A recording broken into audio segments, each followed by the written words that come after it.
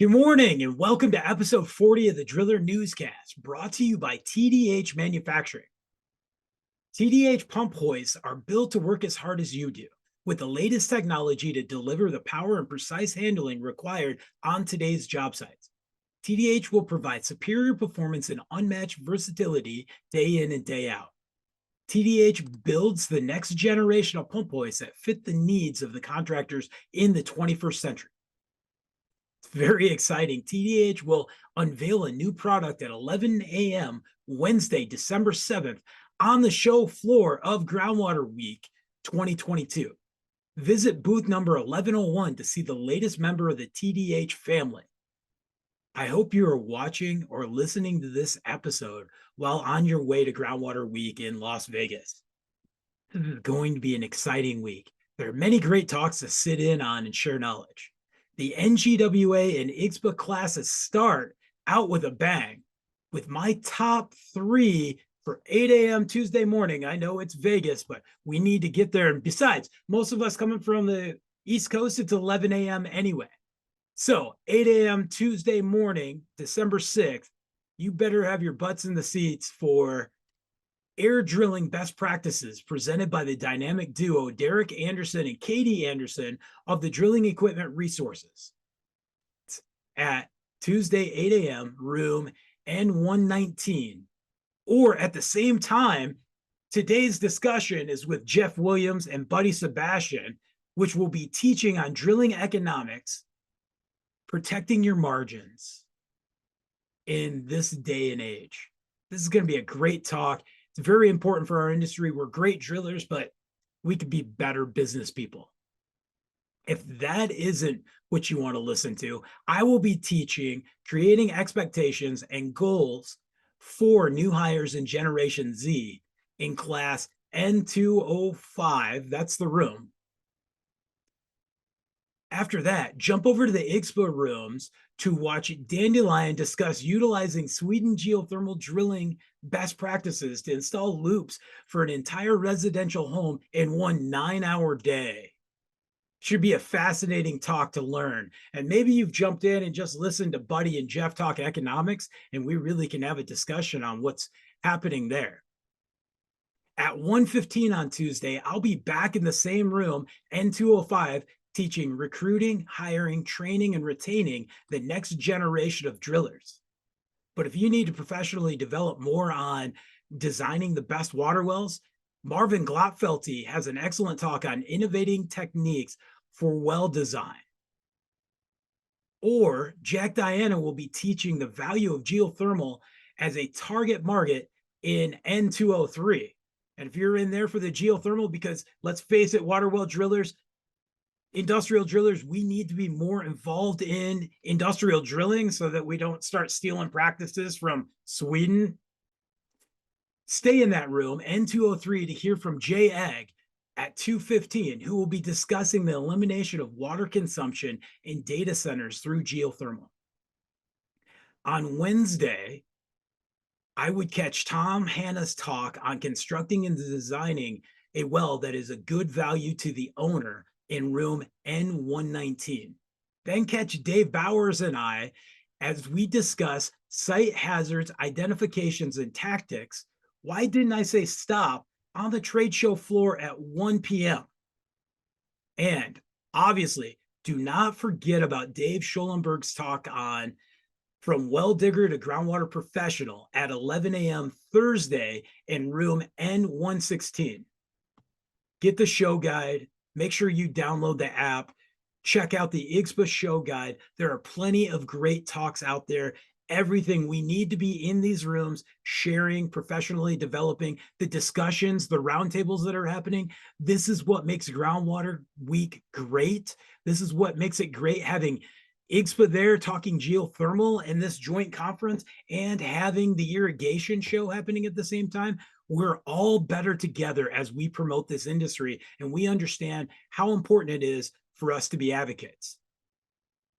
Next, I have for our main story a discussion with Jeff Williams and Buddy Sebastian on drilling economics, understanding your input, understanding what it takes to be able to continue to build your business and grow your business. And these two men have done an excellent job doing that. And they're some of the best gurus out there that take time to travel the country talking this, and they still find time to drill and be with their families. I hope you enjoy this discussion. Welcome to the Driller Newscast National Groundwater Association Week episode. And I had to have this discussion with two men that I really respect and have learned from and worked with and been at different shows. And I have Jeff Williams with Spafford and Sons Well Drilling in Vermont, and then Buddy Sebastian, Michigan Groundwater Association president. Jeff has been president of the National Groundwater Association. And we're having this discussion because as I was scrolling through my book, looking at what classes I want to take this year at the National Groundwater Show and the IGSPA show, I come across this class called Understanding Your Inputs, Protecting Your Margins, and Generating Enough Revenue to Replace Equipment on Schedule. And I have had separate discussions with Jeff and Buddy at times, and I've watched them both speak of this. But when you put both of these men in the front of a room to have this discussion in progressing our industry, I just had to get them on the newscast to talk about this because we all need to be in this class watching and learning. So I will open it right up. I have jumped right past Jeff. So say hello, Jeff. Hey, Brock. How you doing today? I am doing great. It looks like you're out getting ready to hide in the woods somewhere. Yeah, I've been hiding in the woods and so have the deer, but sooner or later we're going to cross paths. And next I have Buddy Sebastian, Sebastian and Sons Well Drilling. Say hello, Buddy. Hey, how are you doing, Brock? How you doing, Jeff?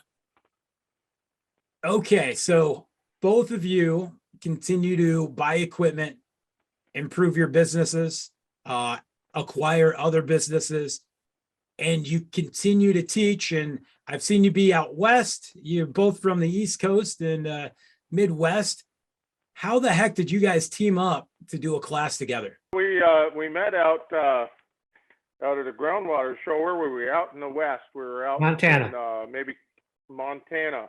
And Buddy was putting on a class, and I was doing my McElhaney lecture out there. And we listened to each other and decided that we had a lot in common, and that we sort of approach it from different angles, so to speak. Buddy, you approach it more from a cost accounting perspective, and I sort of look at it from a managerial perspective.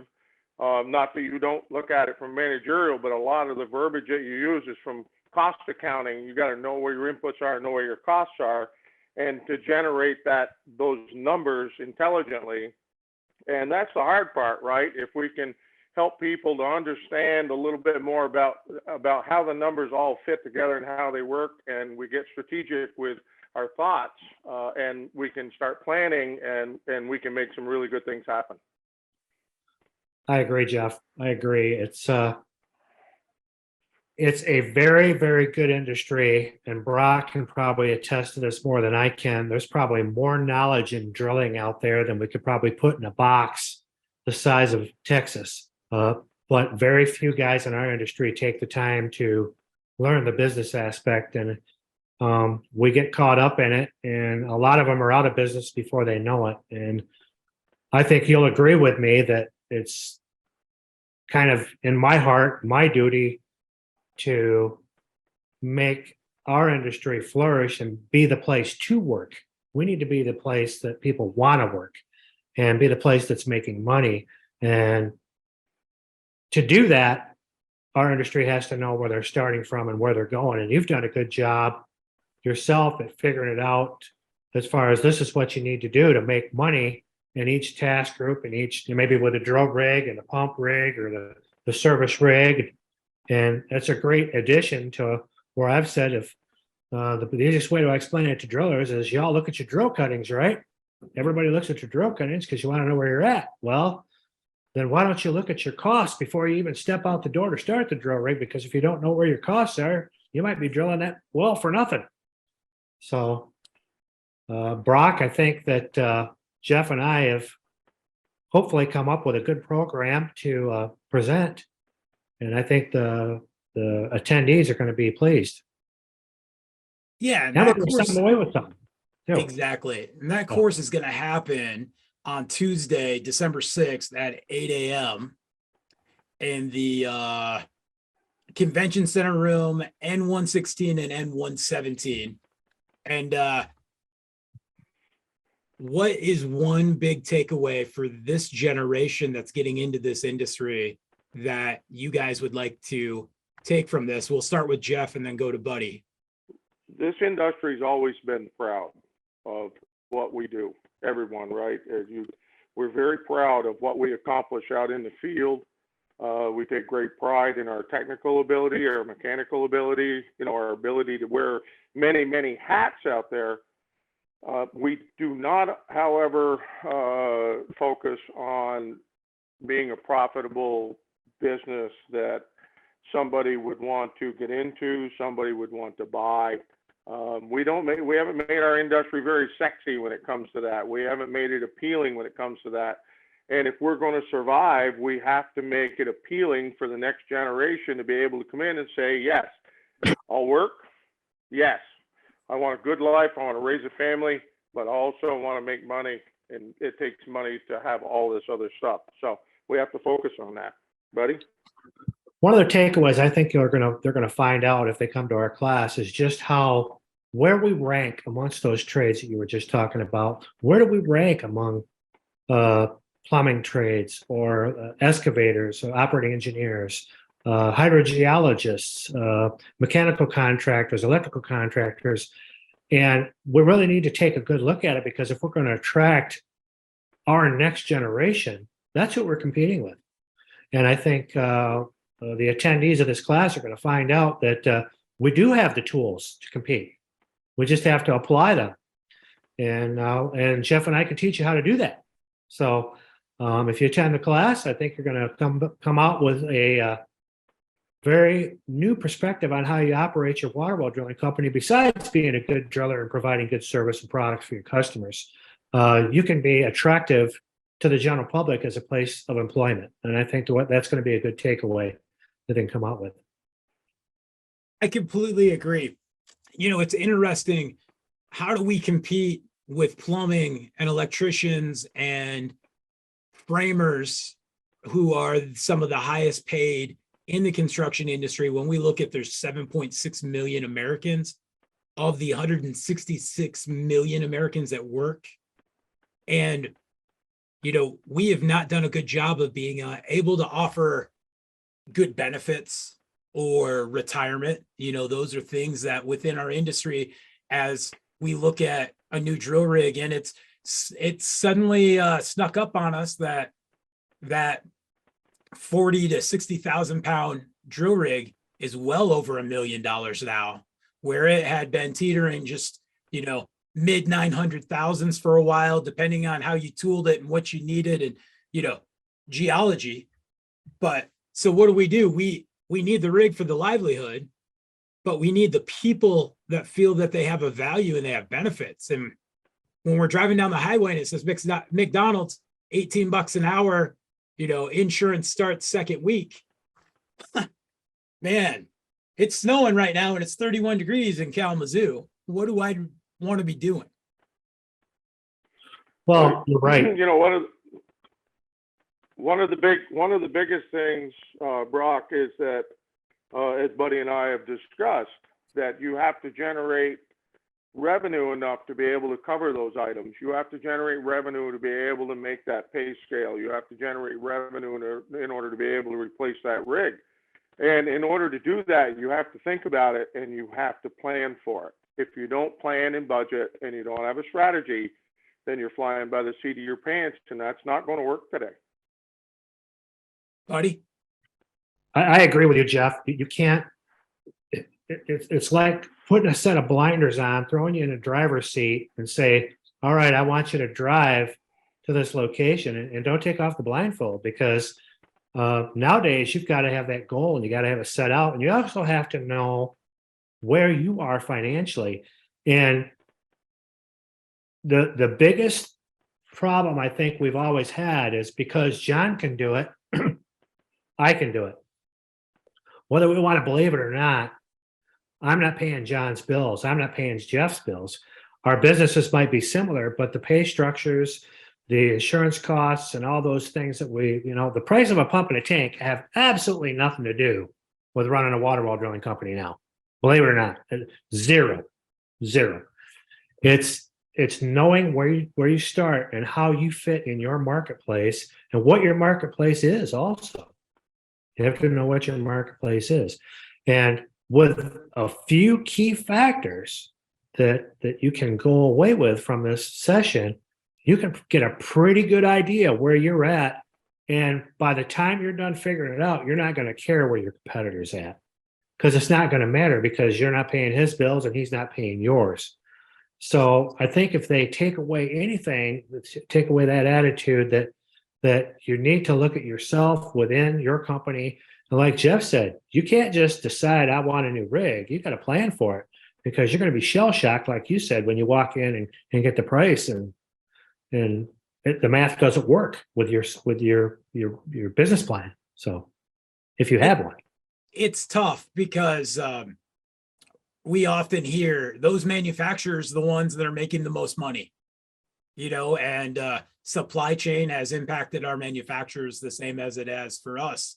And you're saying of planning, we just had a global pandemic, and now we have a pretty nasty downturn that we're looking at. And you guys say, let's talk about current economic conditions. How do you work that into a legacy business? In my 42 years in this business, I have seen slowdowns that would amount to 20 or 25%. So if you take a worst case scenario, 25% gross revenue, you're going to have less payroll because you're not going to have the overtime. You may not need as many people. You're going to have less in the cost of goods sold column. So the 25% gross revenue is not a 25% net revenue number. It is much less than that. And if you're planning for it, and I'm doing just that because I don't know what's around the next corner, things are really difficult now to look too far down the road. So I'm going a little more conservative in my purchasing. My reinvestment strategies are exactly the same. I'm replacing my equipment on time, but I'm not looking to leverage myself any more than what I am right now. I'm looking to leverage myself a little less over time. So I'm ready for a slowdown. We're positioned for one right now. We're ready. If it slows down, then we'll slow down with it, and then when it picks back up, we'll pick back up with it.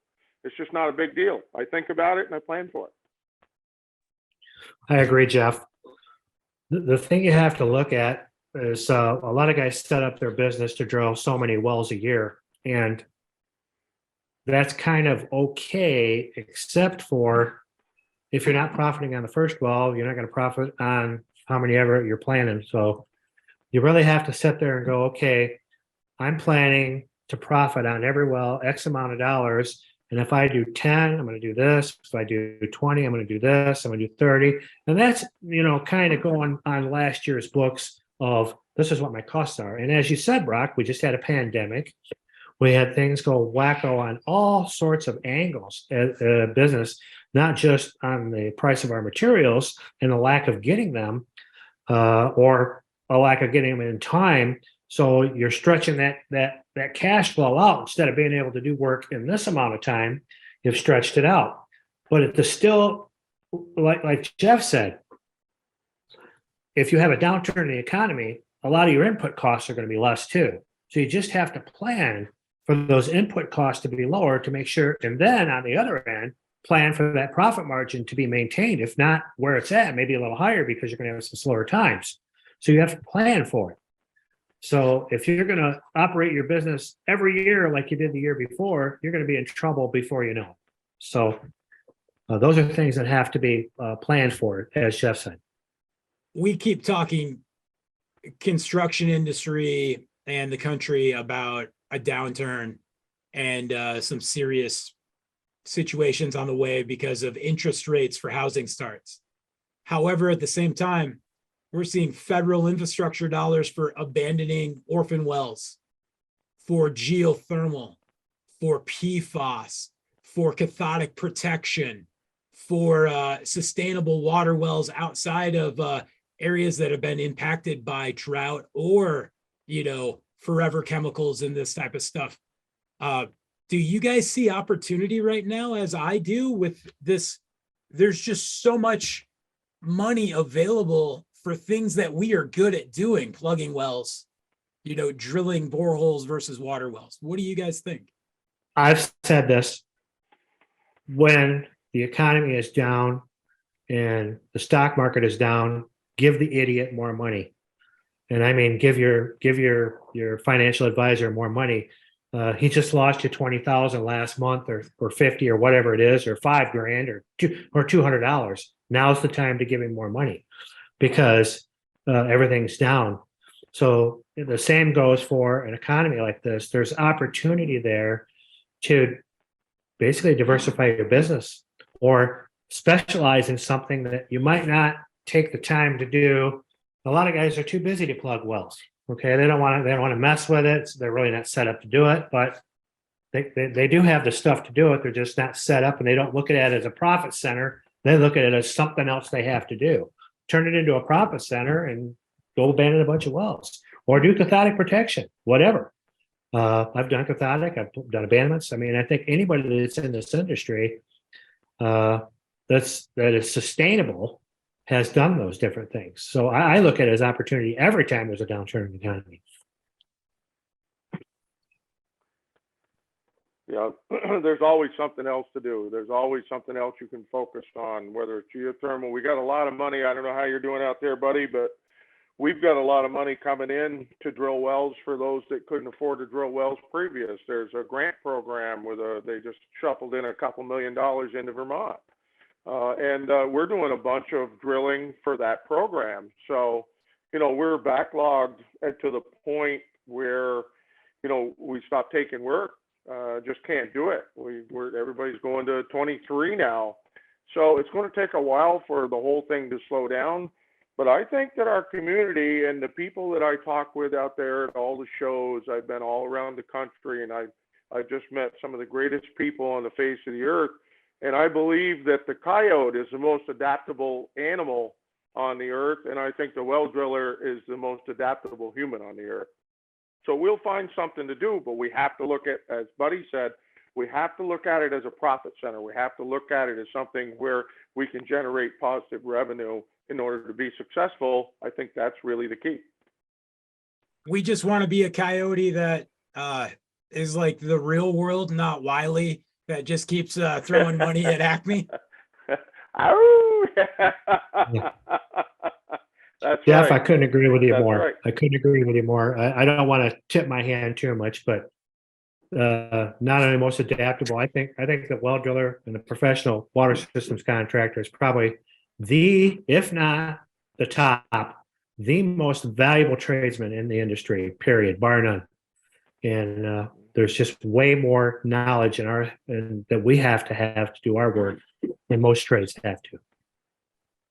So as I want to wrap this up, I hear Buddy is running for the board, and we got a veteran here with Jeff, who one of my favorite stories, and I don't even think it was recorded. I think it was one we were still just doing normal interviews, and I typed everything up, where Jeff said, everybody asked me to run, and I ran, and I lost. Jeff, what advice do you have for Buddy? That win, lose, or draw, you win. Being a part of something bigger than you are, it's tough, right? When you don't get in, it's tough. You have to sort of swallow maybe a little bit of pride, but then you just go to work and you say, okay, I'm not going to back off. And just 2 years later, I turned it around. I went and got my certifications. I got my CWDPI. I got involved in committees. I got myself known. It's no different than being a politician at that point, right? People have to know you and they have to respect you. And Buddy has got a certain certainly a tremendous head start on where I was when I entered. He's already very well known throughout the industry and very well respected. So I would anticipate a positive outcome. And I wouldn't insinuate at all that I believe Buddy is going to lose this race. I'm definitely in your corner and rooting for you. And you have been, you give a lot back to the industry. Obviously, you and Jeff both have to have sustainable businesses to put a commitment into the meetings and the boards. And you being the Michigan groundwater president, at one time Michigan drilled 40,000 wells a year, and to shift from that downturn that we had in the early 2000s and continue to grow a business and give back to the industry. I think it's wonderful to have you being part of the national board. What got you interested in it, buddy? Well, three different things. First of all, I was asked, and I gave it some thought. And second of all, I've been, like Jeff, going around the country talking a little bit. And then I was asked again. And I think there's a need. I think everybody should volunteer, if you want my opinion. If we had more volunteers and more heads in the game thinking about the problems that we do have, I think we would all be further ahead as an industry. So I think anybody that volunteers or wants to be involved should get involved. Okay. And just a little side note, I don't think I'm a shoo-in. There's some very tough competition on this election. So, and some very well qualified professional individuals. So with that said, I will enjoy being part of the process. And I will try my hardest, and I will always be here to support NGWA as well as Michigan Groundwater and any other association for that matter that might need my help for whatever they need. So it's just time. If you want the one answer, it's just time to try to help national. That's where I'm at. I think it's awesome. And one of my favorite quotes from you that you've said for years is, listen, we can't just drill for beer and pizza. That's right. We can't. Can't drill for beer and pizza. I'm really excited for your guys' talk. Everybody that room needs to be standing room only. And as I checked the schedule to make sure the room was the right room number, I realized they double booked. I'm teaching down the hallway. So what is it for me to go, hey, go see Jeff and Buddy? If it is standing room and you can't get out the door, they'll probably record Jeff and Buddy because this is going to be a legacy talk.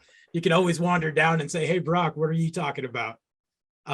Just kidding. Everybody, we need to be as good as we are at drilling. And even tonight, one of the best parts of this discussion is you guys are both drillers. And so drillers, when a change needs to happen or that microsecond decision to come off bottom or whatnot, as I asked these two men these questions, they were both ready to talk, because that's the driller instinct. And we are good with that instinct. We are bad at being business professionals in our industry. And this is a talk that we need to continue to have at all the shows and whatnot. So I thank you both. Any last thoughts or words? Jeff here. I'm really looking forward to it. I'm looking forward to spending some time with Buddy in this presentation. We spent some time together putting all the pieces in place, and I think that there's something to be learned when you can associate with people like Buddy that has got the financials going on. He knows how to build it. He knows how to run a business. And I think it'll be valuable for the people that are in the classroom to hear us banter back and forth over this stuff. And I hopefully it'll engage them and we can get some good information to them. I agree. It's going to be fun. I regret we don't have 3 to 5 hours to present this, because I think the more we could spend time on this, the better off the industry could be, but we could always do it again. And there's always emails and phone calls, and if anybody goes to this and they don't have time to come up and see us because they're getting ready to that next meeting, our information will be there. Reach out. We're willing to help anybody. If Jeff is, I know he is, and I know that I am. So Like the NGWA slogan, and I believe Michigan Groundwater says the same thing, better together. And having two great industry mentors like you two that have done some great things in business and the industry, to have you collaborate in a talk, we need more of that. I think that is a great way to be able to play off each other, engage a totally different audience. Our industry, we love to go, well, that's Vermont, or well, that's Michigan, and I'm in California. You guys don't even get what that means to drill and get. No, we all have the same problems, and we all have some good processes and bad processes. And the more we share knowledge together, the better we increase. So I thank you both for doing this. You're welcome. thanks, Brock, and you're welcome. We appreciate Thank you. Everybody go and see Jeff and Buddy in the class, Understanding Your Inputs, Protecting Your Margins, and Generating Enough Revenue to Replace Equipment on Schedule. That is a big piece. And if we could do that better, we'll drill more wells. We'll continue to grow this industry. Thank you, gentlemen. I want to thank you for joining us for episode 40 of the Driller Newscast, special Groundwater Week edition. There's so much going on. Make sure you find the classes that are meaningful to you, that you want to be part of that discussion. Go and be part of those groundwater discussions, the geothermal discussions, the roundtables. They're very important. We got so many great gurus teaching. You just got to make sure you're sharing that knowledge and just not hanging out on the show floor. We need to be in these classes. If you're not a delegate, find out if your state needs delegates and go get signed up. Stop by the Driller booth. We got some sweet swag this year. We are giving away 2 lift hard hats. I love these hard hats, along with some shirts and some other great items. Let's share some knowledge, some stories. Tell me what you're excited about in 2023. I want to thank TDH. Team TDH is always looking for ways to create innovative products that are game changers in the water well industry. Stop by booth 1101 and talk about your needs and how TDH can support you. Then check out their new product unveiled at 11 a.m. Wednesday, December 7th on the show floor at Groundwater Week. It's going to be a great show. Let's be better together. Thank you, TDH, for bringing us this special Groundwater Week episode of the newscast. Everybody be safe. I'm so excited to be back in Vegas.